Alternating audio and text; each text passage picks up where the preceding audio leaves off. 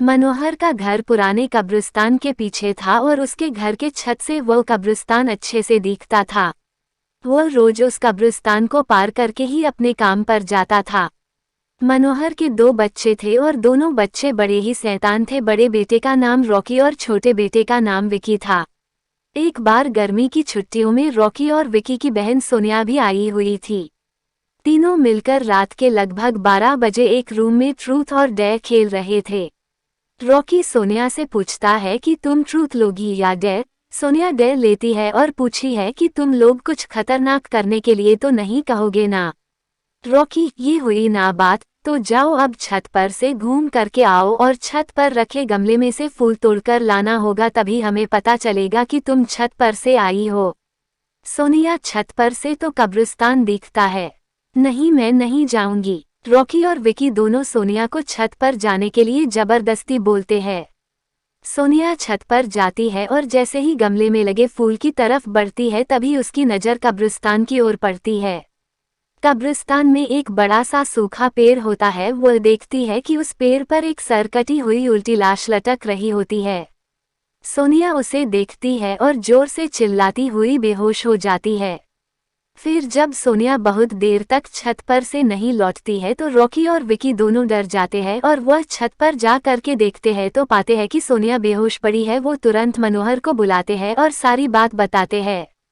मनोहर, तुम तीनों को ऐसा खेल खेलने की जरूरत क्या थी? और रॉकी, तुम तो जानते हो उस कब्रिस्तान के बारे में कैसी कैसी खबरें आती है, फिर भी तुम सोनिया को रात में छत पर जाने के लिए क्यों भेजा?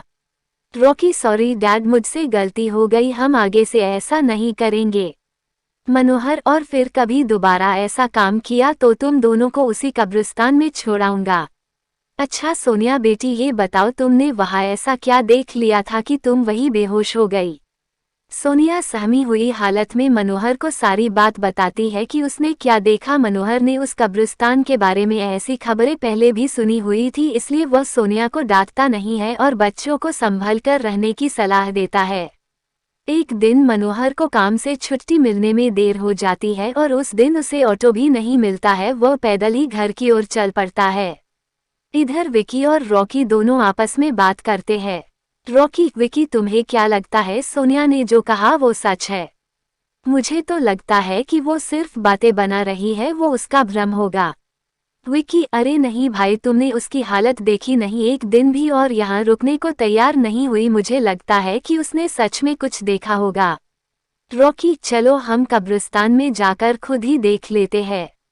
विकी, अरे भाई तुम पागल तो नहीं हो गए हो? मुझे अपनी जान बहुत प्यारी है, मैं कहीं नहीं जाऊंगा और तुम भी मत जाओ।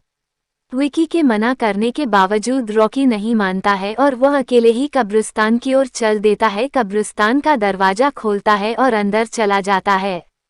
वो उस पेड़ की ओर भी देखता है जिस पर सोनिया को सर कटी हुई उल्टी लाश दिखी थी। रॉकी खड़े होकर उस पेड़ की ओर देखता है, तभी एक अदृश्य हाथ उसके पैरों को पकड़ लेता है। रॉकी डर जाता है और जोरों से चिल्लाने लगता है, बचाओ बचाओ, छोड़ दो मुझे, मुझसे गलती हो गई, मैं फिर कभी यहाँ दोबारा नहीं आऊंगा। दूसरे कोने पर एक कब्र होती है जो कि खुली हुई होती है, उसके ऊपर खून लगा हुआ होता है। वह अदृश्य हाथ रॉकी को खींच कर लाते हैं और उस कब्र में धकेलने की कोशिश करने लगते हैं।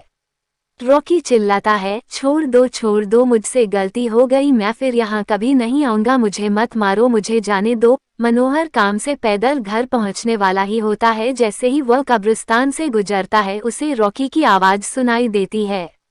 मनोहर, ये क्या? ये तो रॉकी की आवाज़ लगती है, ये तो कब्रिस्तान से आ रही है, मुझे जा करके देखना चाहिए। मनोहर कब्रिस्तान में चारों ओर देखता है लेकिन रॉकी कहीं नहीं दिखाई देता है। वो घर लौटकर आ जाता है और विकी से पूछता है कि रॉकी कहाँ है।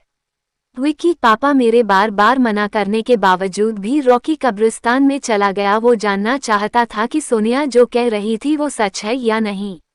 मनोहर, हमारे पास समय बिल्कुल भी नहीं है, जाओ घर के मंदिर में शंख में जो जल रखा है वो जल्दी से लेकर आओ, हमें रॉकी को खोजने कब्रिस्तान जाना पड़ेगा। विकी वो जल लेकर आता है। मनोहर और विकी कब्रिस्तान में जाते हैं। मनोहर जल छिड़कता है, फिर उसे किसी के घसीटने का निशान दिखाई देता है। वो समझ जाता है और फिर उस निशान का पीछा करते हुए उस कब्र तक पहुंच जाता है। मनोहर कब्र के आसपास वो जल छिड़कता है। कब्र से अजीब अजीब सी आवाजें आती है। विकी बहुत डर जाता है। मनोहर, मुझे लगता है कि श्रापित प्रेत आत्माओं ने रॉकी को इस कब्र के अंदर कैद कर लिया है। हमें जल्दी इसे निकलना होगा। तुम ये पवित्र जल आस पास छिड़कते रहो, इससे हमें वो प्रेत आत्माएं कोई नुकसान नहीं पहुंचा पाएंगी। मैं कब्र को खोलने की कोशिश करता हूँ। मनोहर उस कब्र को खोलने की बहुत कोशिश करता है। अंत में वह कब्र खुल जाती है। उसके अंदर रॉकी लथपथ बेहोश पड़ा होता है। मनोहर रॉकी को लेकर हॉस्पिटल जाता है। उसकी हालत बहुत गंभीर होती है। उस दिन के बाद मनोहर उस घर को छोड़कर शहर से दूर एक दूसरे घर में अपने पूरे परिवार के साथ रहने चला जाता है। Thank you for watching my video. Like subscribe please.